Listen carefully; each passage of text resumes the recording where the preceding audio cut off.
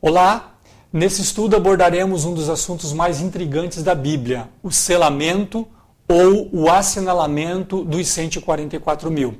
Para facilitar a compreensão desse maravilhoso tema, utilizaremos gráficos e ilustrações.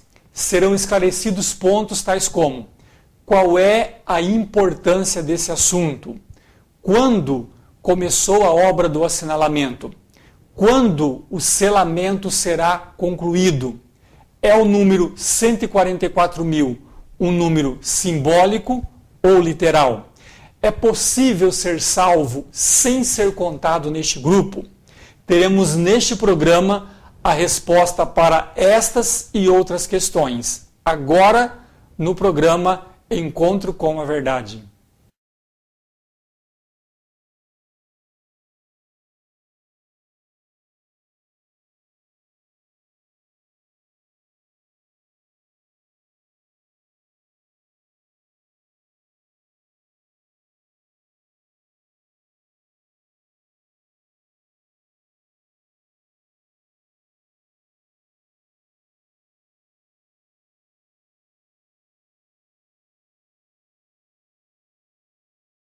Vamos então à pergunta: qual é a importância da mensagem do selamento dos 144 mil? É bem verdade que Ellen White escreveu que não tinha luz sobre quem constitui precisamente os 144 mil ou que pessoas irão fazer parte deste grupo. Porém, precisamos entender que, assim como não podemos saber quem precisamente será salvo ou que pessoas estarão no reino de Deus, todos concordam, porém, que precisamos estudar sobre a doutrina ou sobre a verdade da salvação. Da mesma forma, mesmo não podendo saber quem constitui precisamente os 144 mil ou que pessoas farão parte deste grupo, precisamos compreender as verdades que envolvem a obra do selamento e a importância dessa mensagem verdade. Acompanhe comigo o que encontramos no livro de Ezequiel, capítulo 9, versículo 4 a 6. E disse-lhe o Senhor: passa pelo meio da cidade, pelo meio de Jerusalém, e marca com um sinal as testas dos homens que suspiram e que gemem por causa de todas as abominações que se cometem no meio dela. E aos outros disse, ouvindo eu: passai pela cidade após ele e feri. Não poupe o vosso olho, nem vos compadeçais. Matai velhos, mancebos e virgens, e meninos e mulheres, até exterminá-los. Mas a todo homem que tiver o sinal, não vos chegueis. E começai pelo meu santuário. E começaram pelos homens mais velhos que estavam diante da casa. Perceba, segundo este texto, que somente os que tiverem o sinal de Deus serão poupados. Os que têm o selo de Deus serão os únicos, segundo a inspiração, que não serão destruídos. Esta questão, portanto, do selamento ou do assinalamento é uma questão de vida ou morte, e não um problema qualquer sem importância. A inspiração ainda nos assegura que apenas os que tiverem o sinal de Deus serão protegidos. Somente os que têm o selo do Deus vivo serão abrigados da tempestade de ira que brevemente cairá sobre a cabeça dos que rejeitaram a verdade. Não existirá, então, uma terceira possibilidade, onde uma pessoa poderá não receber o selo de Deus e, mesmo assim, ser salva em outra classe. O texto do livro Testemunhos Seletos, volume 2, página 67, nos diz assim: nossa maneira de proceder determinará se receberemos o selo do Deus vivo ou seremos abatidos pelas armas destruidoras.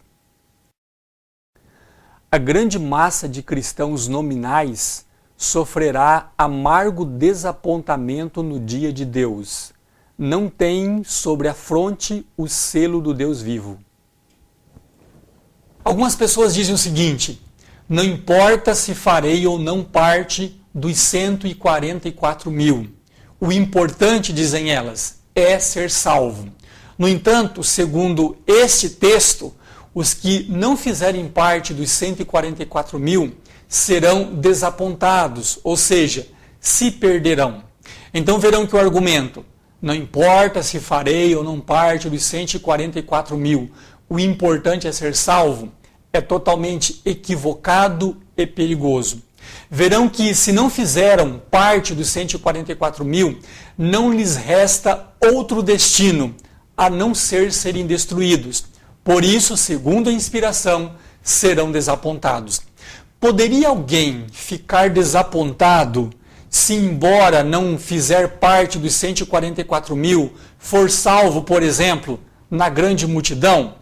Diz a inspiração: quem pode suportar o pensamento de ser passado por alto quando o anjo sair a selar os servos de Deus na fronte? A obra do selamento dos 144 mil, portanto, figura entre os principais assuntos e temas da inspiração e merece toda a nossa atenção. No livro Primeiros Escritos, na página 118, nós encontramos a seguinte afirmação: ele é o anjo que deve separar o trigo do joio e selar ou atar o trigo para o celeiro celestial. Essas coisas devem absorver toda a mente, a atenção toda. Vamos agora à seguinte pergunta: quando começou a obra do selamento dos 144 mil? Segundo o Apocalipse, a obra do selamento ou do assinalamento dos 144 mil ocorre entre a queda das estrelas mencionada no versículo 13 do capítulo 6, que aconteceu em 1833, e o silêncio no céu do capítulo 8, versículo 1, que menciona o período da segunda vinda de Jesus. Precisamente sabemos que a obra do selamento iniciou-se poucos anos depois de 1833, ou seja, em 1844, e termina pouco tempo antes da segunda vinda de Jesus. A inspiração, depois de citar de forma enfática o ano de 1844, diz o seguinte: vamos ler no mesmo livro, Primeiros Escritos, agora na página 42 e 43. Satanás está usando cada artifício neste tempo de selamento, a fim de desviar a mente do povo de Deus da verdade presente e levá-los a vacilar. Vi que Deus estava estendendo uma cobertura sobre o seu povo, a fim de protegê-lo no tempo de angústia, e que cada alma que se decidia pela verdade e era pura de coração devia ser coberta com a proteção do Todo-Poderoso. O Espírito de Profecia afirma, portanto, que depois que Jesus passou do lugar santo para o lugar santíssimo no santuário celestial em 1844, a partir daquele ano já estamos vivendo no tempo do selamento. E que Deus estava já estendendo uma cobertura sobre o seu povo para protegê-lo no tempo de angústia. Esta cobertura é a obra do selamento, sem a qual não se poderá subsistir no tempo de angústia.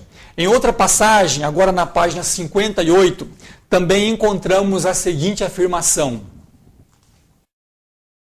o tempo do selamento é muito curto e logo passará.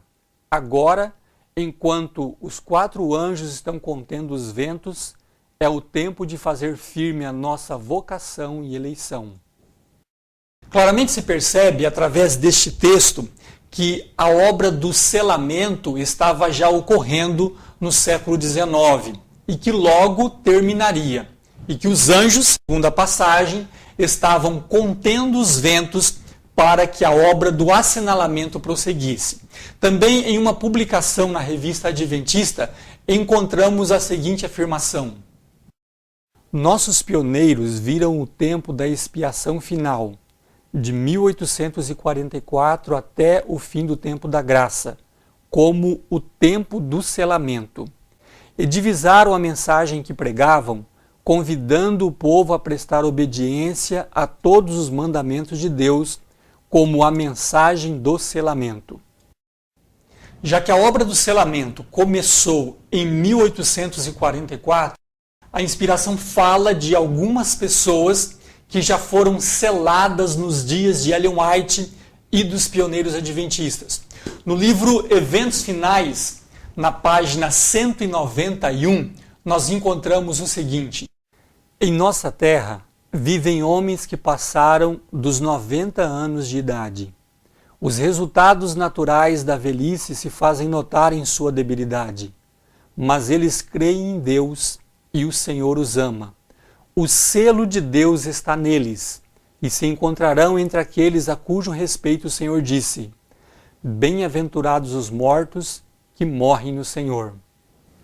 Também no livro Mensagens Escolhidas, no volume 1, na página 66, nós encontramos a seguinte afirmação: bem, louvado seja o Senhor, irmãos e irmãs.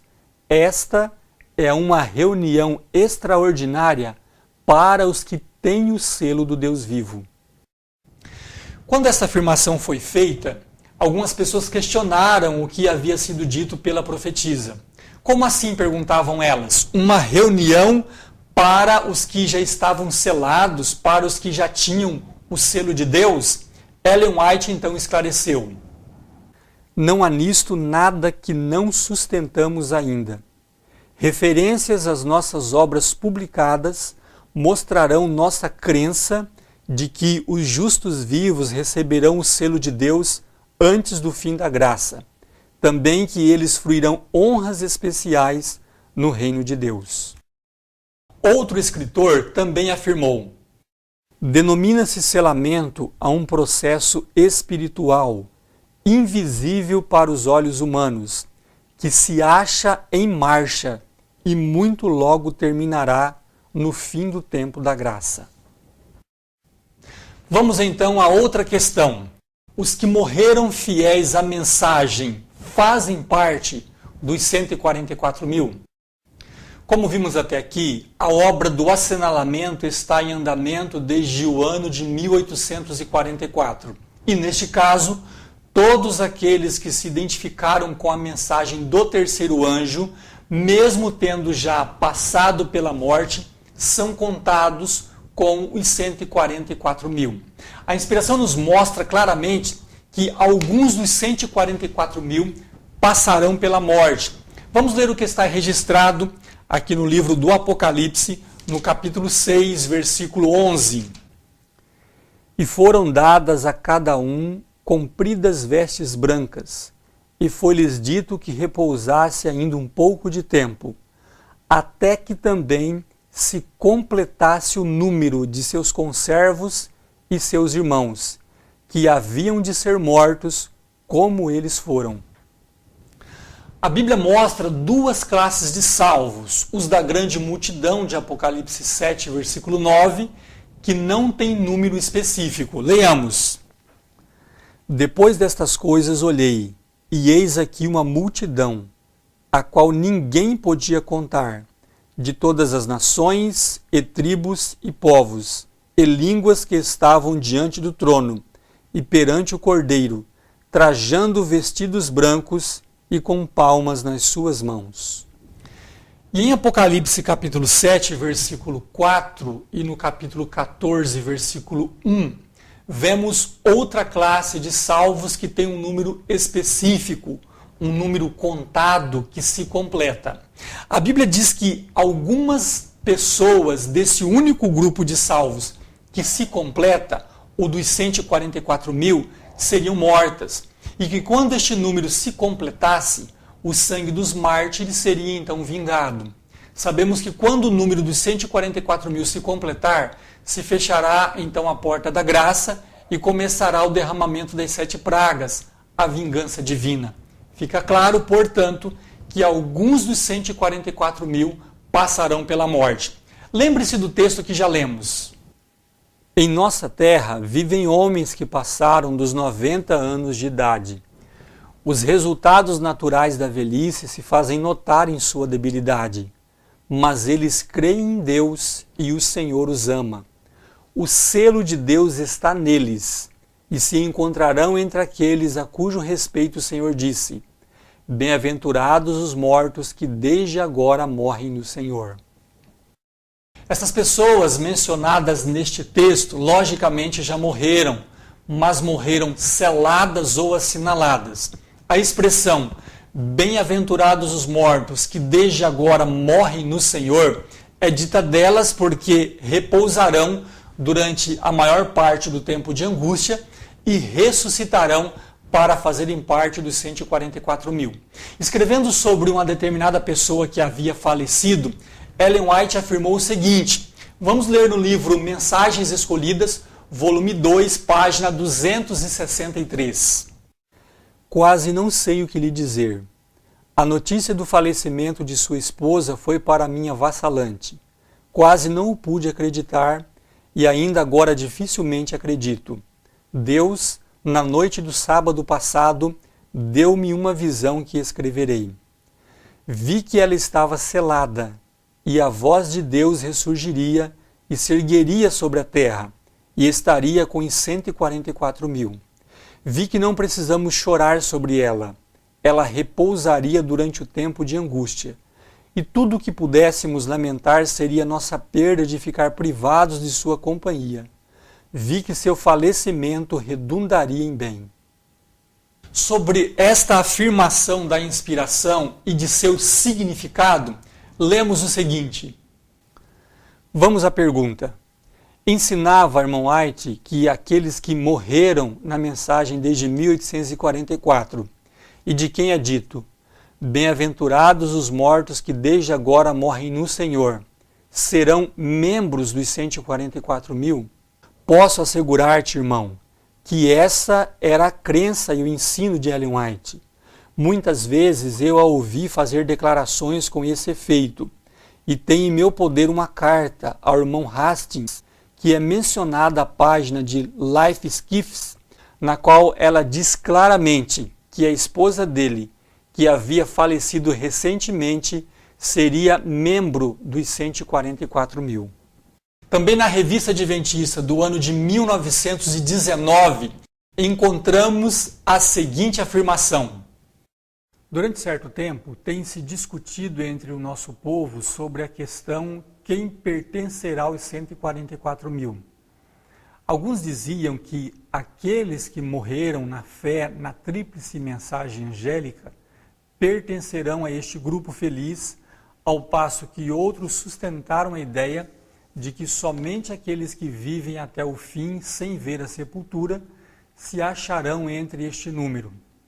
Faz pouco tempo, o signatário ouviu uma pregação do irmão Irving, que ele proferiu diante dos membros da comissão da Conferência Geral e na qual leu uma declaração que lhe fizera a irmão White.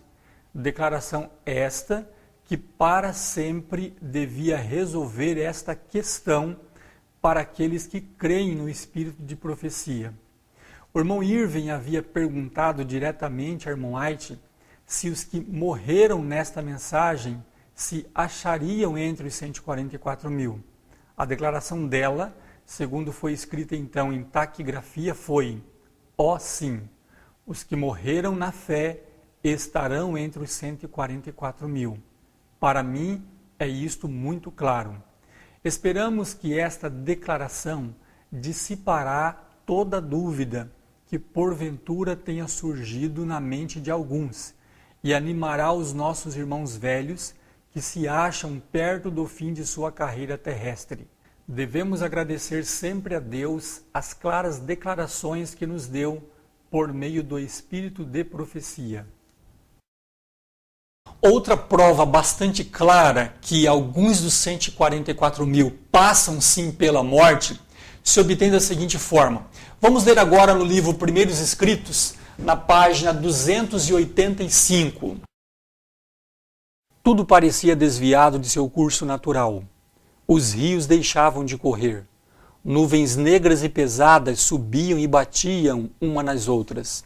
Havia, porém, um lugar claro de uma glória fixa, donde veio a voz de Deus, semelhante a muitas águas, abalando os céus e a terra. Houve um grande terremoto. As sepulturas se abriram, e os que haviam morrido na fé da mensagem do terceiro anjo, guardando o sábado, saíram de seus leitos de pó glorificados para ouvir o concerto de paz que Deus deveria fazer com os que tinham guardado a sua lei. O céu abria-se e fechava-se e estava em comoção. E, falando Deus o dia e a hora da vinda de Jesus e declarando o concerto eterno com seu povo, proferia uma sentença e então silenciava, enquanto as palavras estavam a repercutir pela terra. Perceba de forma clara que o concerto de paz será realizado apenas depois da ressurreição especial. Os salvos que morreram fiéis à mensagem ressuscitarão para ouvirem o concerto de paz e o dia e a hora da vinda de Jesus.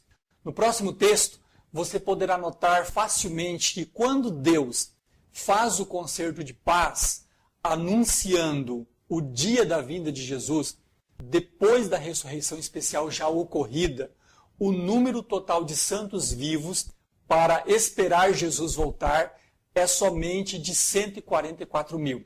Leia agora na página 15. Logo ouvimos a voz de Deus, semelhante a muitas águas, o qual nos anunciou o dia e a hora da vinda de Jesus. Os santos vivos, em número de 144.000, reconheceram e entenderam a voz, ao passo que os ímpios julgaram fosse um trovão ou terremoto. Para entendermos melhor, façamos uma comparação. Suponhamos que os 144.000 não passam pela morte. Neste caso, quando ocorrer a ressurreição especial, qual seria o número de salvos ou santos vivos a viver um pouco antes da segunda vinda de Jesus? Logicamente, um número maior que 144.000, pois que 144.000 já estavam vivos, e mais os que ressuscitaram na ressurreição especial somariam um número superior a 144.000 sem dúvida. Mas notemos que depois da ressurreição especial, o número total de santos vivos é de 144.000. Ou seja, em verdade, apenas parte do número dos 144.000 é que estará viva antes da ressurreição especial, e outra parte estará na sepultura. Quando ocorrer a ressurreição parcial, então é que o número ficará completo. Digamos que existam 44.000 salvos que fazem parte dos 144.000, mas que estão mortos, e que 100.000 serão os que estarão vivos a contar do fechamento da porta da graça. Quando ocorrer a ressurreição especial, estes 44.000 ressuscitarão, que somados com os 100.000 vivos, então teremos o total de 144.000 santos vivos a esperarem Jesus voltar. Exatamente isto é o que estes dois textos citados querem nos mostrar de forma bem clara e incontestável. Esta quantidade de 44.000 mortos, relembrando, é apenas ilustrativa para facilitar a compreensão, de sorte que não sabemos quantos já morreram, os quais ressuscitarão na ressurreição especial para completar o grupo dos 144.000. Acreditamos que os textos citados e estudados são mais que suficientes para entendermos que os pioneiros adventistas fiéis à mensagem serão contados com os 144.000, fazendo parte deste seleto grupo e que estarão vivos quando Jesus voltar. Vamos agora à seguinte pergunta. O número dos 144.000 é um número simbólico ou literal? O texto do Apocalipse, no capítulo 7, no versículo 4, nos diz assim: E ouvi o número dos assinalados, e eram 144.000 assinalados de todas as tribos dos filhos de Israel. Lendo o texto, nada nos indica que este número não seja literal. O fato dos 144.000 serem citados em algum contexto simbólico, como encontramos em Apocalipse 7, não mostra que este número também deva ser simbólico. Os números podem se encontrar em um contexto simbólico, mas sempre seguirão sendo literais. Em Daniel 7, por exemplo, temos ali citados 4 animais em um contexto totalmente simbólico, mas o número de animais continua sendo de apenas 4. O mesmo ocorre com os 10 chifres do animal terrível e espantoso, que são simbólicos, mas continuam sendo apenas 10. Ou com os 3 chifres, que são arrancados dentre os 10, mas que continuam sendo 3. E esta lista ela poderia ter outros exemplos, tais como as 7 trombetas, que encerram acontecimentos totalmente simbólicos, mas que continuam sendo apenas 7. O mesmo se dá com os 7 selos, as 7 igrejas, as 7 cabeças da besta, que são simbólicas, em um contexto totalmente simbólico, mas que representam apenas 7 montes ou 7 reis. Mais alguns detalhes nos ajudarão a concretizar a verdade lógica e racional que o número dos 144.000 é literal sim. Suponhamos, no entanto, seja um número simbólico, que representa, na verdade, uma quantidade maior de salvos.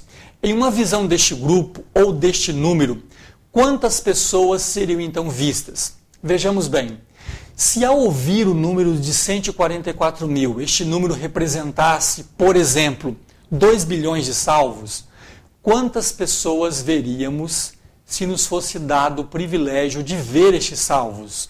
Veríamos apenas 144.000 ou veríamos 2 bilhões? Claro que veríamos os 2 bilhões.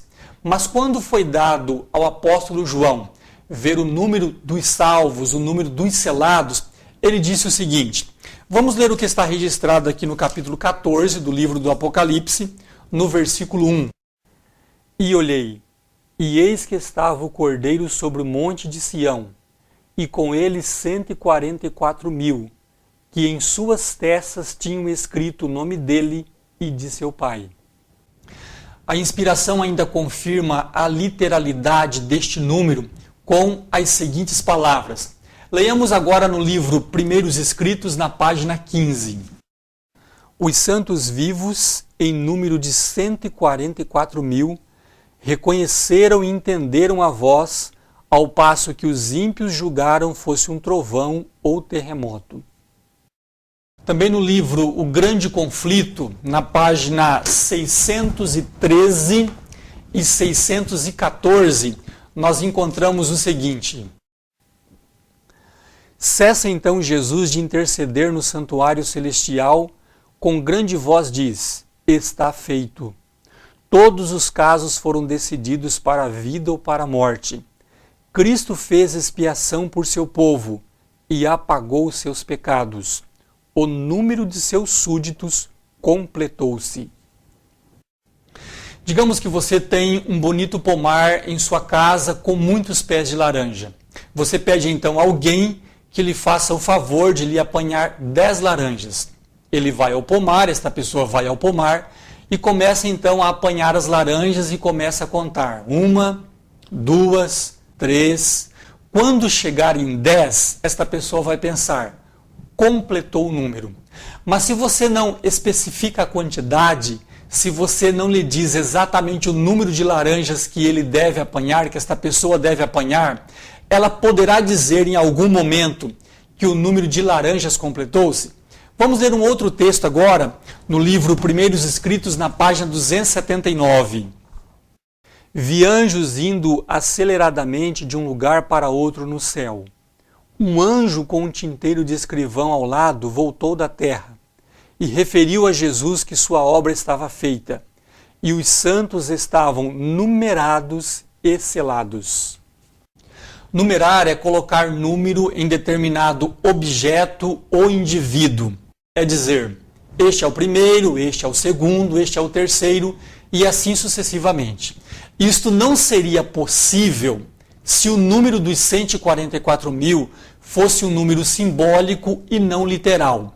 Ainda na página 280 deste mesmo livro, encontramos a seguinte afirmação: naquele tempo terrível, depois de finalizada a mediação de Jesus, os santos estavam a viver à vista de um Deus santo, sem intercessor.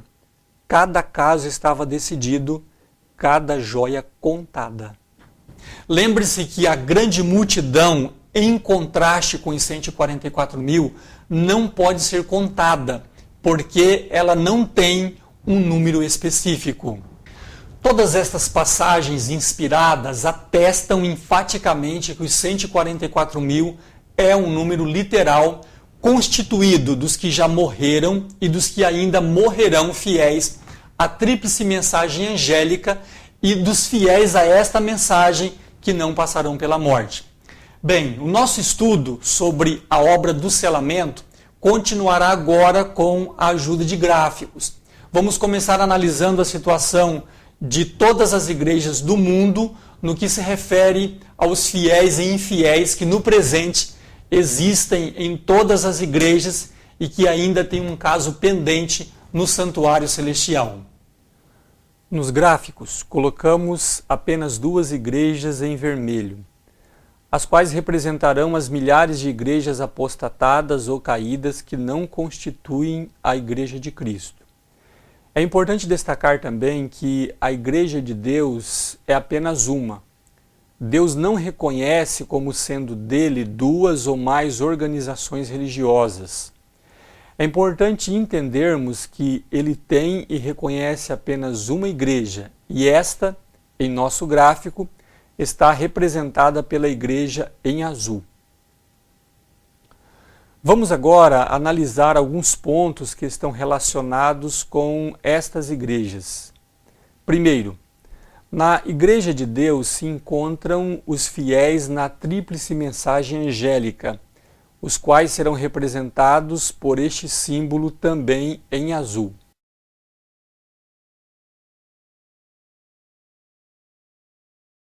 Como você pode perceber, estes irmãos sinceros e fiéis à verdade não podem estar em nenhuma outra igreja, pois que a única igreja que conhece as mensagens dos três anjos e suas implicações, ou a verdade para este tempo, é a Igreja de Deus. Logo, para que possam ser fiéis à última mensagem de salvação, devem se encontrar, estes fiéis devem estar na única Igreja de Deus e não em outra igreja qualquer, nas quais a obediência à verdade plena é uma impossibilidade. A inspiração diz: andarão dois juntos se não estiverem de acordo? E a irmã White também escreveu: fazer julgo com os que não são consagrados e ainda ser leal à verdade é simplesmente impossível. Não podemos unir-nos com os que se estão servindo a si mesmos, que estão trabalhando conforme planos mundanos, sem perdermos nossa ligação com o Conselheiro Celestial. Qualquer ligação com os infiéis e incrédulos que nos viesse identificar com eles é proibida pela palavra. Temos de sair do meio deles e ser separados. Em caso algum, devemos unir-nos a eles em seus planos de trabalho. Por isso você pode notar neste gráfico que todos os que são fiéis à verdade da tríplice mensagem angélica se encontram na única Igreja de Deus que cremos, segundo a palavra de Deus, ser um movimento de reforma. Segundo, na Igreja de Deus existem também aqueles que não são fiéis à verdade, mencionados pela inspiração como sendo o joio que existe na igreja, porém sem fruto visível ou pecado declarado. No gráfico, estes infiéis à luz da tríplice mensagem estão representados pelo símbolo em vermelho.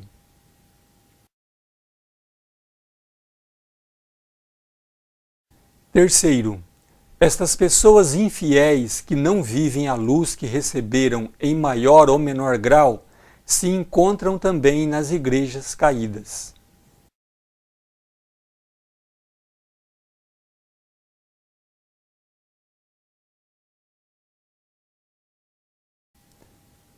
Quarto aspecto. Nas igrejas caídas ou nas igrejas que não constituem a Igreja de Deus na Terra, representadas, como já mencionamos, pelas igrejas em vermelho, existem também pessoas que não conhecem a verdade da tríplice mensagem angélica, mas que são fiéis à mensagem que receberam nestas igrejas. Estas pessoas serão representadas pelo símbolo na cor verde.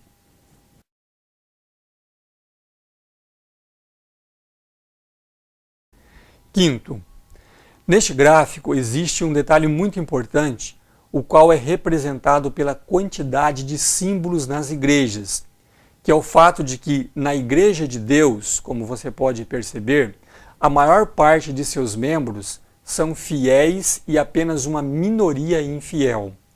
Já nas igrejas caídas é o contrário, ou seja, os fiéis constituem uma minoria e a maioria é infiel. E sexto, neste gráfico não representamos os que já podem estar selados na Igreja Azul, na Igreja de Deus. Apesar do Espírito de Profecia mencionar, por exemplo, pessoas que podem ser seladas vivas em idade avançada em nossos dias, como se pode ler no livro Eventos Finais, ali na página 191. E também não representaremos no gráfico o caso daqueles que já foram selados e que já morreram, como é o caso da senhora Hastings, mencionada no livro Mensagens Escolhidas, volume 2, na página 263. Nós achamos por bem focalizar apenas as pessoas que serão seladas depois da sacudidura, já que estas comporão a maior parte dos assinalados.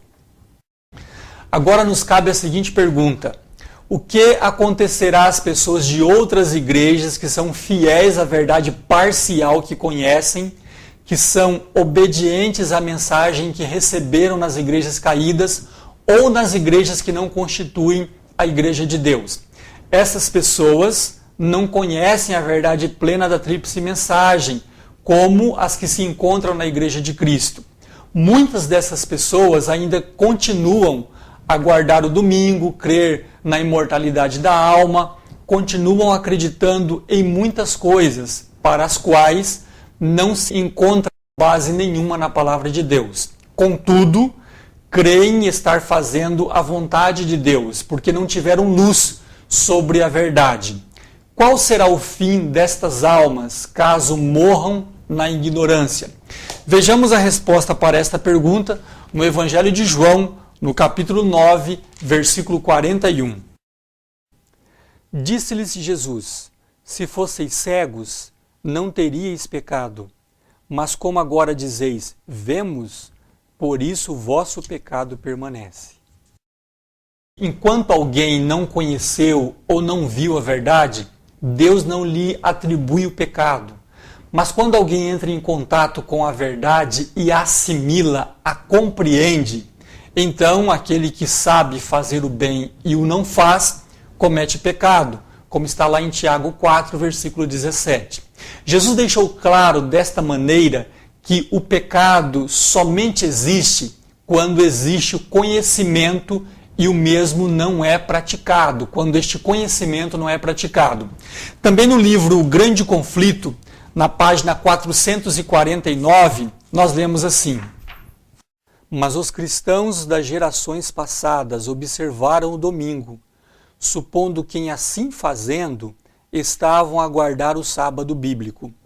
E hoje existem verdadeiros cristãos em todas as igrejas, não excetuando a comunhão católica romana, que creem sinceramente ser o domingo o dia de repouso divinamente instituído. Deus aceita a sinceridade de propósito de tais pessoas e sua integridade. Também no livro Testemunhos para a Igreja, volume 1, na página 116, nós encontramos a seguinte afirmação: se houvesse luz a respeito e essa luz fosse rejeitada, então haveria condenação e o desagrado divino. Mas, antes que a luz venha, não há pecado, pois não existe luz rejeitada. O próximo evento na história da Igreja de Deus nesta terra será a sacudidura, um terrível tempo de provas, onde a Igreja de Deus será purificada do joio ou dos infiéis que nela ainda estão.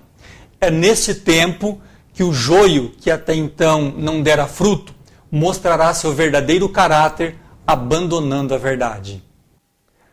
Você pode então notar por este gráfico a Igreja de Deus sendo sacudida. E os infiéis à verdade, aqueles descuidados e mornos, indiferentes à mensagem, abandonando então a igreja e se unindo às igrejas caídas e apóstatas.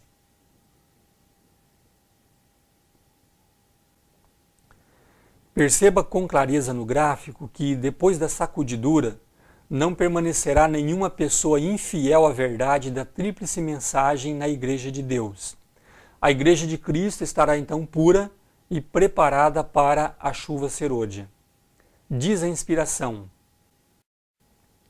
diminuíra o número dos que faziam parte deste grupo. Ao serem sacudidos, alguns tinham sido arrojados fora do caminho. Os descuidosos e indiferentes, que não se uniam com os que não prezavam suficientemente a vitória e a salvação, para por elas lutar e angustiar-se com perseverança, não as alcançaram e foram deixados atrás em trevas. A grande questão que está tão próxima eliminará aqueles a quem Deus não designou, e ele terá um ministério puro, leal, santificado e preparado para a chuva serôdia.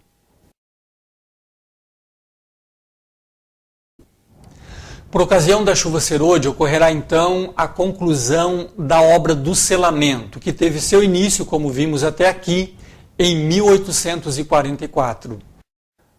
Ao ser o Espírito Santo derramado sobre os fiéis que permaneceram na Igreja de Deus, mesmo estes passando pela terrível sacudidura, isto constituirá o sinal de que o remanescente está selado com o selo de Deus, nada havendo então que venha mudar esta condição. Estes fiéis selados são representados agora pelo símbolo dourado e que continuam fazendo parte da única Igreja de Deus na Terra.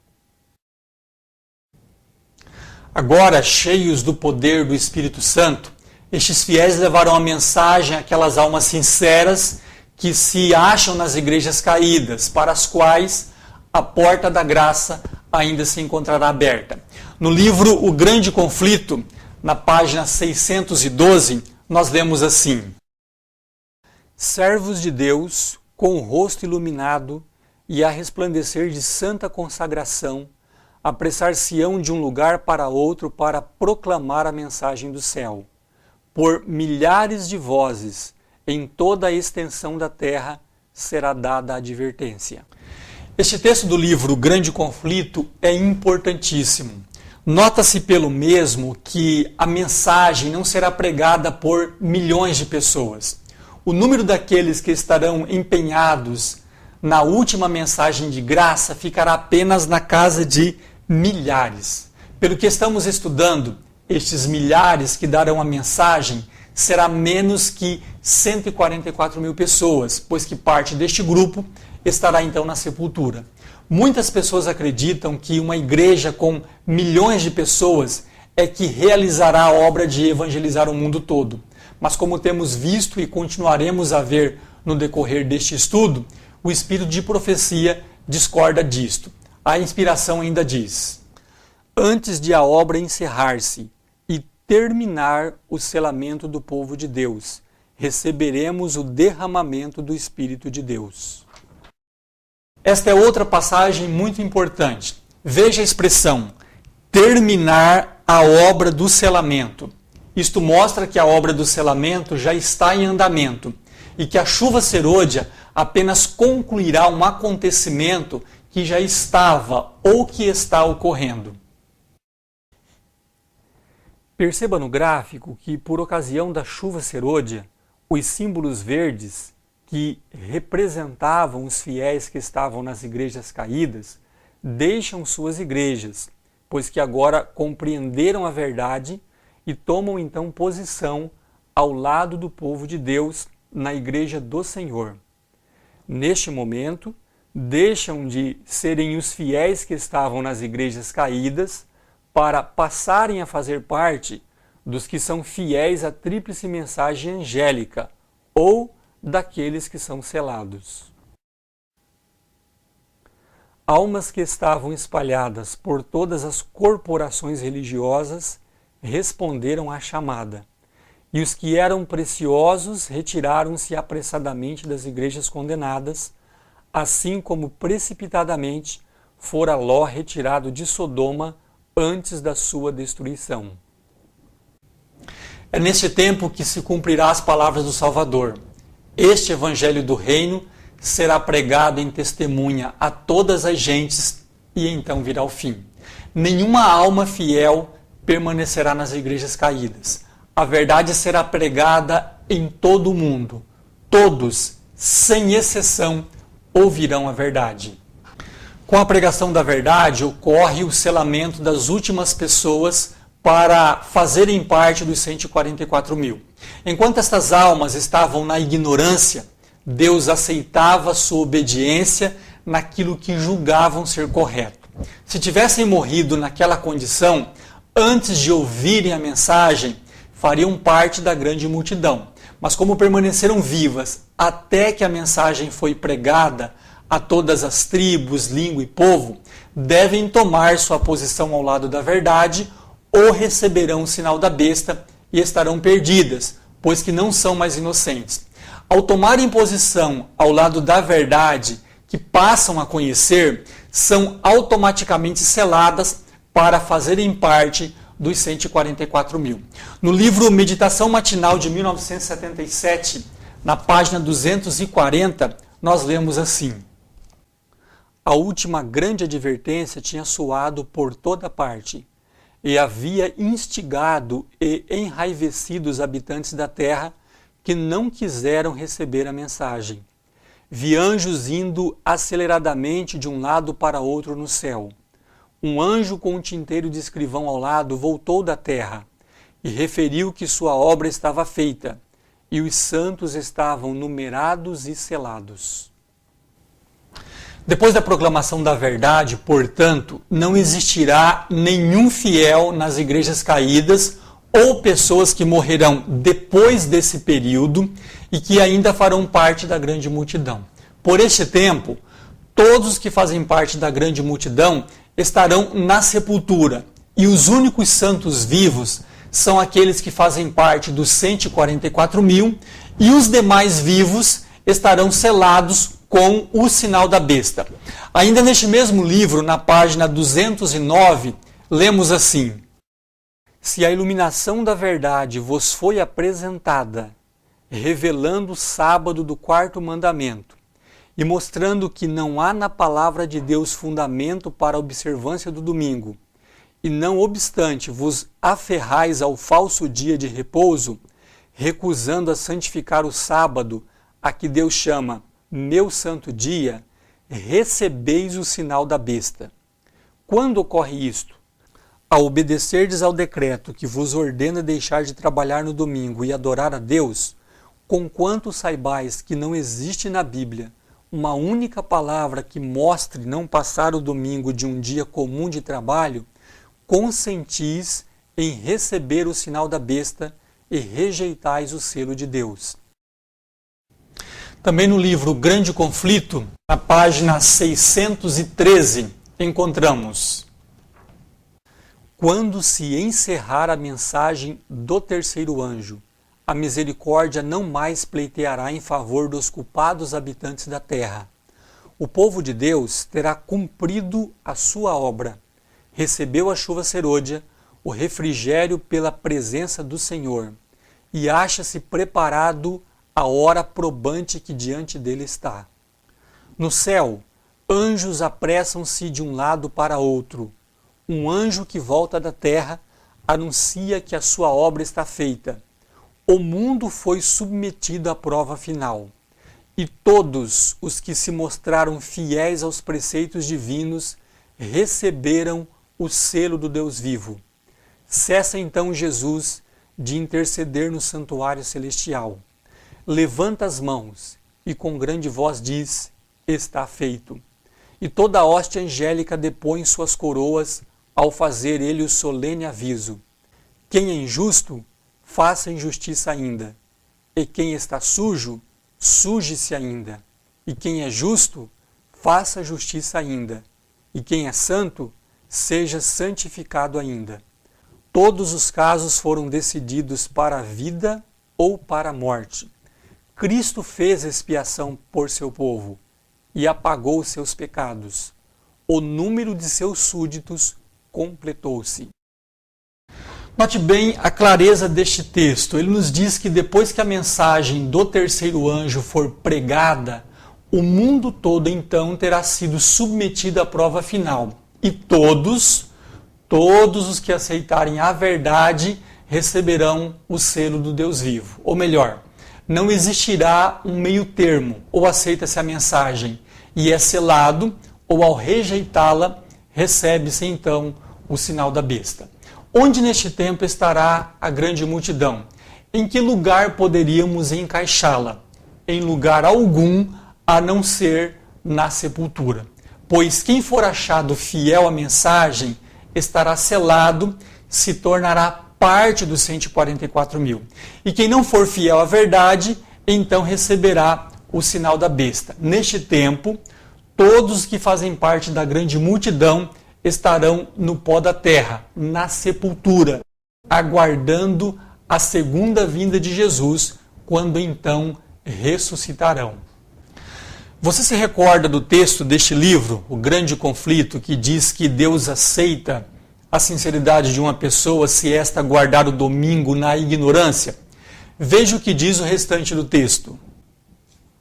Quando, porém, a observância do domingo for imposta por lei, e o mundo for esclarecido relativamente à obrigação do verdadeiro sábado, quem então transgredir o mandamento de Deus para obedecer a um preceito que não tem maior autoridade que a de Roma, honrará desta maneira ao papado mais do que a Deus.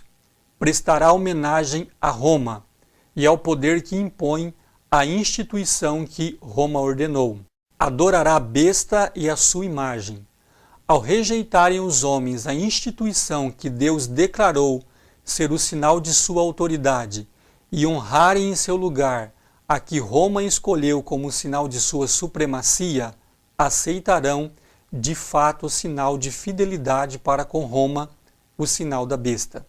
E somente depois que esta situação esteja assim plenamente exposta perante o povo, e este seja levado a optar entre os mandamentos de Deus e os dos homens, é que, então, aqueles que continuam a transgredir hão de receber o sinal da besta.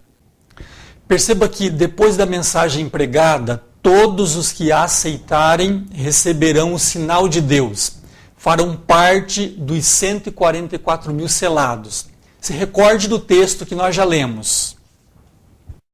O mundo foi submetido à prova final, e todos os que se mostraram fiéis aos preceitos divinos receberam o selo do Deus vivo.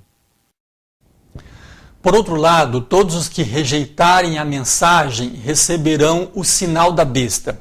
Vamos repetir parte do texto. Ao rejeitarem os homens a instituição que Deus declarou ser o sinal de sua autoridade e honrarem em seu lugar a que Roma escolheu como sinal de sua supremacia, aceitarão de fato o sinal de fidelidade para com Roma, o sinal da besta.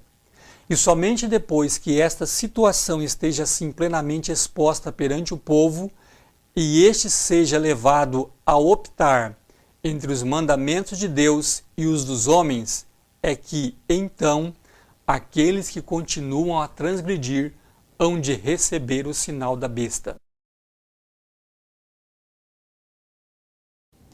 O fechamento da porta da graça se dá logo que o número dos 144 mil se completa. Então Jesus fará o solene pronunciamento, registrado aqui no livro do Apocalipse, no capítulo 22, versículo 11. Quem é injusto, faça injustiça ainda. E quem está sujo, suje-se ainda. E quem é justo, faça justiça ainda. E quem é santo, seja santificado ainda. Vi anjos indo rapidamente de um lado para outro no céu.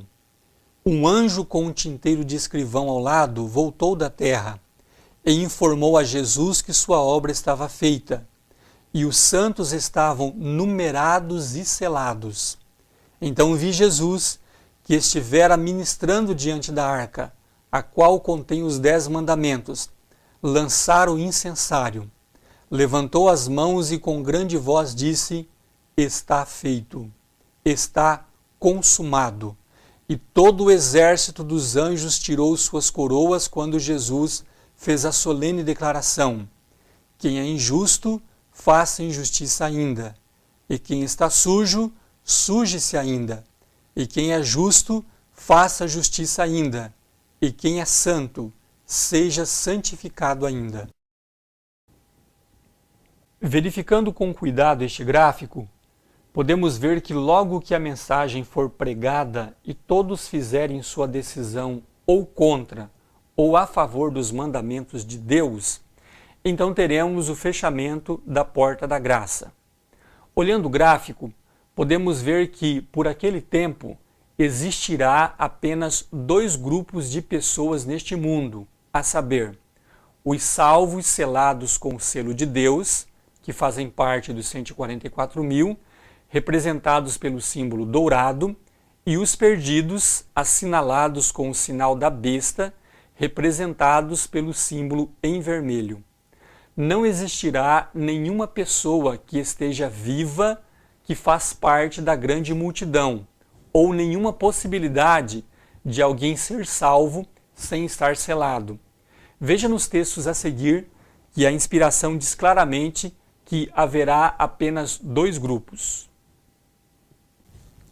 No surgimento da grande controvérsia, revelam-se 2 partes: os que adoram a besta e sua imagem e recebem seu sinal, e os que recebem o selo do Deus vivo, que tem em suas testas escrito o nome do Pai.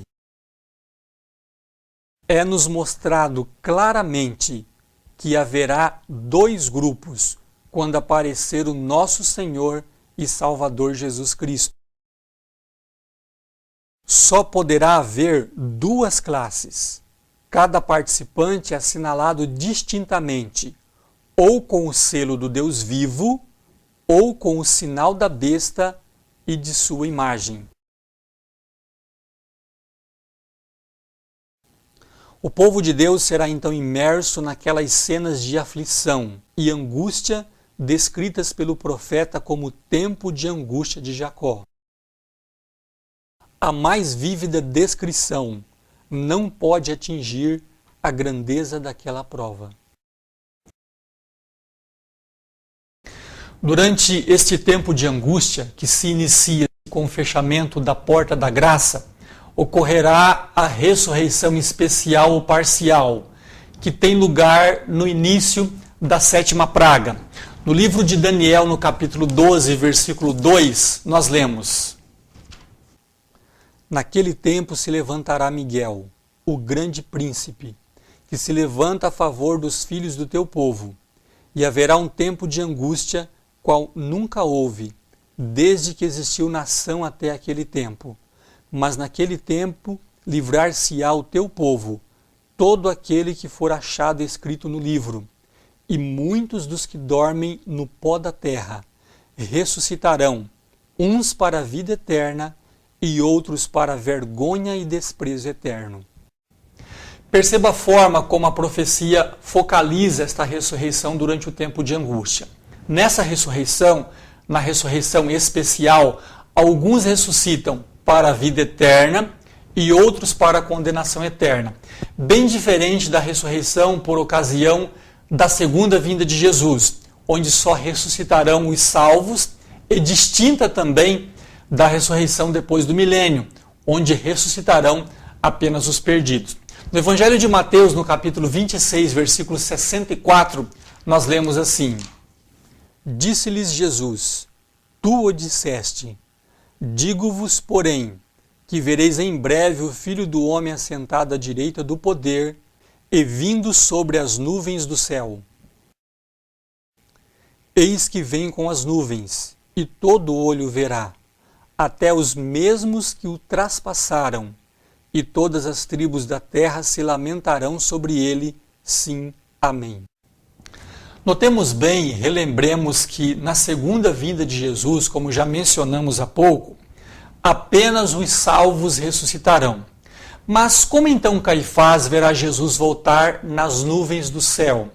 Neste caso, ele terá que ressuscitar um pouco antes da segunda vinda de Jesus. O livro O Grande Conflito traz detalhes sobre este acontecimento. É à meia-noite que Deus manifesta seu poder para o livramento de seu povo. Em meio dos céus agitados, acha-se um espaço de glória indescritível, donde vem a voz de Deus como o som de muitas águas, dizendo: Está feito. Essa voz abala os céus e a terra. Há um grande terremoto, como nunca tinha havido desde que há homem sobre a terra. Tal foi este tão grande terremoto. Grandes pedras de Saraiva, cada uma do peso de 1 talento, estão a fazer sua obra de destruição. Abrem-se as sepulturas, e muitos dos que dormem no pó da terra ressuscitarão, uns para a vida eterna e outros para a vergonha e desprezo eterno.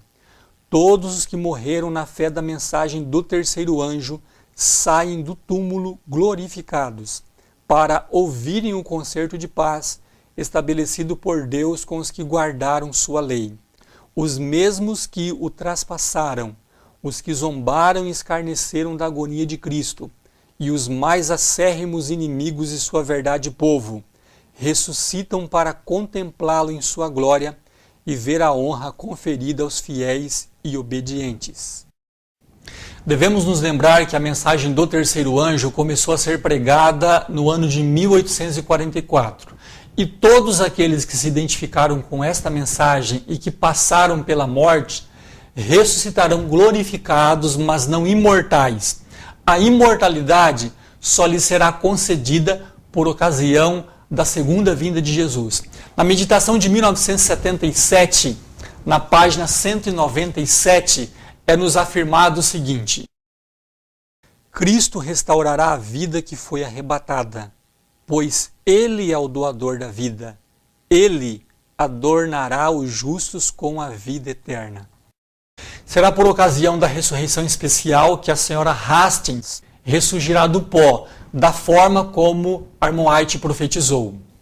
Vi que ela estava selada, e a voz de Deus ressurgiria e se ergueria sobre a terra, e estaria com os 144.000. Também no livro Primeiros Escritos, na página 285, vamos repetir aquele texto que nós já lemos. Tudo parecia desviado de seu curso natural. Os rios deixavam de correr. Nuvens negras e pesadas subiam e batiam uma nas outras. Havia, porém, um lugar claro de uma glória fixa, donde veio a voz de Deus, semelhante a muitas águas, abalando os céus e a terra.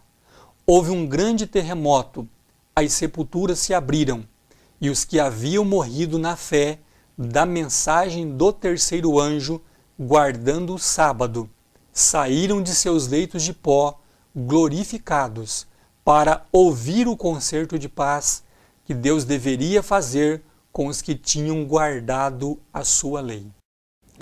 Neste tempo, o número dos 144.000 ficará completo, porque os que não passaram pela morte, os vivos, serão somados com os selados que ressuscitarem nesta ressurreição para juntos ouvirem o concerto de paz que ocorrerá, como vimos, depois da ressurreição especial. Primeiros Escritos, página 15. Os santos vivos, em número de 144.000, entenderam a voz, ao passo que os ímpios julgaram fosse um trovão ou terremoto. No livro Meditações Matinais de 1959, nesta aqui que você está vendo em minhas mãos, nós temos aqui na página 182, na página 183 e na 184 as 3 ressurreições mencionadas de forma separadas. Você está vendo aí na página 182 a ressurreição especial ou parcial que ocorre antes da vinda de Cristo, com vários textos para comprovar esta verdade. Depois, na página 183, você está vendo agora a ressurreição que ocorre durante a segunda vinda de Jesus, onde será ressuscitada a grande multidão. E na 184, a ressurreição para a condenação, que ocorre depois do milênio. Uma determinada publicação do Prelo Adventista também afirma de forma clara: a Bíblia menciona 2 grandes ressurreições. Uma ocorrerá durante a volta de Jesus. É chamada a primeira ressurreição, e dela participarão os justos mortos de todas as épocas. A outra, conhecida por segunda ressurreição, dar-se-á 1000 anos mais tarde, quando reviverem os restantes dos mortos, isto é, os ímpios. Além destas 2 ressurreições maiores, haverá outra bem menor, descrita em Daniel 12. Falando dessa ressurreição parcial, diz a senhora Ellen G. White: todos os que morreram na fé da mensagem do terceiro anjo saem do túmulo glorificados para ouvirem o concerto de paz, estabelecido por Deus com os que guardaram a sua lei. Os mesmos que o traspassaram, os que zombaram e escarneceram da agonia de Cristo, e os mais acérrimos inimigos de sua verdade povo, ressuscitam para contemplá-lo em sua glória e ver a honra conferida aos fiéis e obedientes.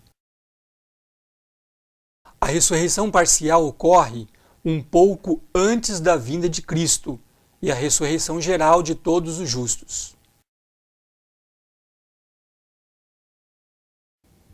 Com a ressurreição especial se completa o número daqueles que foram selados sob a pregação das 3 mensagens angélicas. Depois da ressurreição especial, portanto, o número total dos santos vivos será de 144.000. Estes são os únicos santos vivos para recepcionarem Jesus em sua segunda vinda. Os demais salvos pertencem à grande multidão e estarão na sepultura, esperando a manhã gloriosa da ressurreição. A inspiração nos afirma o seguinte: vamos ler aqui no livro O Grande Conflito, na página 640. Surge logo no Oriente uma pequena nuvem negra, aproximadamente da metade do tamanho da mão de um homem. É a nuvem que rodeia o Salvador, e que, à distância, parece estar envolta em trevas. O povo de Deus sabe ser esse o sinal do Filho do Homem. Em solene silêncio, fitam-na enquanto se aproxima da terra, mais e mais brilhante e gloriosa, até se tornar grande nuvem branca, mostrando na base uma glória semelhante ao fogo consumidor e encimada pelo arco-íris do concerto. Mencionando os que foram ressuscitados na ressurreição especial sob a voz de Deus, a inspiração nos afirma: os justos vivos são transformados no momento, num abrir e fechar de olhos. À voz de Deus foram eles glorificados. Agora tornam-se imortais. E com os santos ressuscitados, são arrebatados para encontrar seu Senhor nos ares. Quando é que eles foram glorificados à voz de Deus? Segundo o que está escrito, por ocasião da ressurreição especial. E durante a segunda vinda de Jesus, tornam-se então imortais. Ocorre logo a seguir a ressurreição da grande multidão. Por entre as vacilações da terra, o clarão do relâmpago e o ribombo do trovão, a voz do Filho de Deus chama os santos que dormem. Ele olha para a sepultura dos justos e, levantando as mãos para o céu, brada: despertai despertai, despertai, vós que dormis no pó, e surgi. Por todo o comprimento e largura da terra, os mortos ouvirão aquela voz, e os que ouvirem viverão. E a terra inteira ressoará com o passar do exército extraordinariamente grande de toda nação, tribo, língua e povo. Todos saem do túmulo com a mesma estatura que tinham quando ali entraram. Adão, que está em pé entre a multidão dos ressuscitados, é de grande estatura e formas majestosas, de estatura pouco menor que o Filho de Deus. Perceba alguns pontos importantíssimos neste texto. Primeiro, enquanto que a ressurreição especial, na qual ressuscitam os que fazem parte dos 144.000, é realizada pela voz de Deus, esta ressurreição geral da grande multidão é realizada pela voz do Filho de Deus.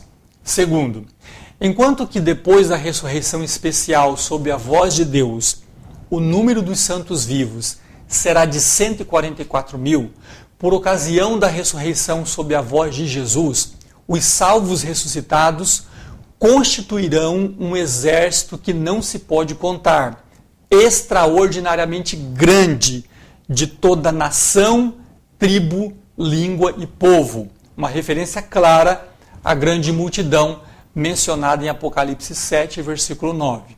E terceiro, enquanto que os que ressuscitam na ressurreição especial são os que morreram fiéis às 3 mensagens, muitos que ressuscitam na ressurreição geral antecedem o momento em que essas mensagens começaram a ser pregadas.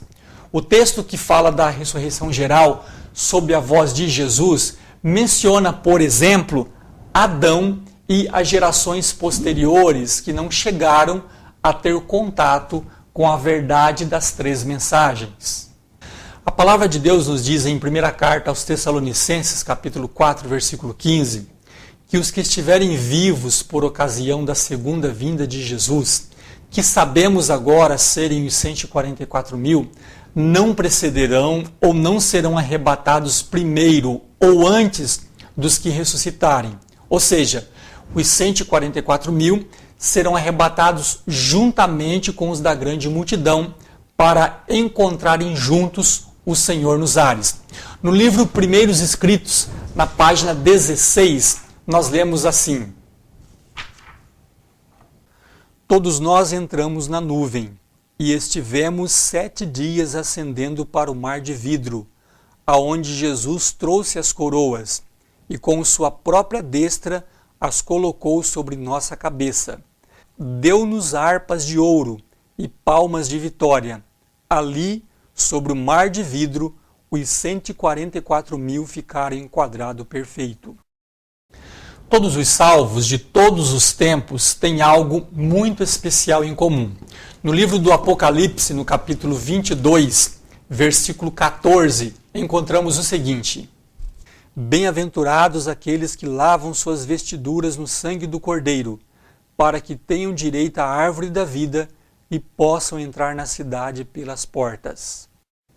E na meditação matinal de 1977, na página 239, nós encontramos um maravilhoso apelo da Palavra de Deus. Procuremos, com todo o poder que Deus nos tem dado, estar entre os 144.000. Porque esta verdade clara e pura não é mais pregada ou amplamente divulgada por aqueles que a poderiam já tê-la feito iluminar todo mundo? Logicamente, para uma determinada igreja que já conta, por exemplo, com mais de 19 milhões de membros, a mensagem do selamento dos 144.000 a coloca em uma situação nada confortável. Mas por quê? Bem, vejamos o que diz a inspiração, livro Serviço Cristão, página 252. O grande derramamento do Espírito de Deus, o qual ilumina a terra toda com sua glória, não ocorrerá sem que tenhamos um povo esclarecido, que conheça por experiência o que representa ser cooperador de Deus. Quando tivermos uma consagração completa de todo o coração ao serviço de Cristo, Deus reconhecerá esse fato mediante um derramamento sem medida de seu Espírito. Mas isso não acontecerá enquanto a maior parte dos membros da Igreja não forem cooperadores de Deus. Uma organização religiosa que tem mais de 19 milhões de membros precisaria, então, para receber a chuva serôdia e concluir a obra, preparar a maior parte dos membros da igreja, ou seja, pelo menos 50% de seus membros mais um. O texto é bem claro. Deus reconhecerá esse fato mediante um derramamento sem medida de seu Espírito. Mas isso não acontecerá enquanto a maior parte dos membros da igreja não forem cooperadores de Deus. Esses mais de 9 milhões de membros, então preparados, receberiam o Espírito Santo e pregariam a todo mundo. O problema é que esses mais de 9 milhões seriam automaticamente selados por ocasião da chuva serôdia, segundo textos claros que já mostramos aqui. E como ficaria a verdade que diz que apenas 144 mil são selados? Isso sem contar os que com a pregação desses mais de 9 milhões ainda receberiam a mensagem. A mensagem do selamento ou do assinalamento, portanto, é bastante desconfortável para uma igreja que conta com milhões de membros, preferindo esta divulgar que esta verdade não deve ser estudada ou compreendida, ou até mesmo que não devemos nos preocupar com tal assunto. A verdade sobre o selamento dos 144 mil mostra que uma igreja com milhões de membros jamais receberá a chuva serôdia. Estamos disponibilizando para download um estudo mais detalhado sobre este tema com mais de 300 citações abordando a obra do assinalamento. O link você encontra na descrição deste vídeo. O estudo propõe respostas precisas e claras para muitas questões levantadas sobre o selamento dos 144 mil. Você também pode entrar em contato conosco através deste canal ou por e-mail. Nós queremos deixar com você o texto de 2 aos Coríntios, capítulo 13, versículo 13, que diz assim: A graça do Senhor Jesus Cristo e o amor de Deus e a comunhão do Espírito Santo seja com vós todos. Amém. Que Deus te abençoe e até o nosso próximo encontro.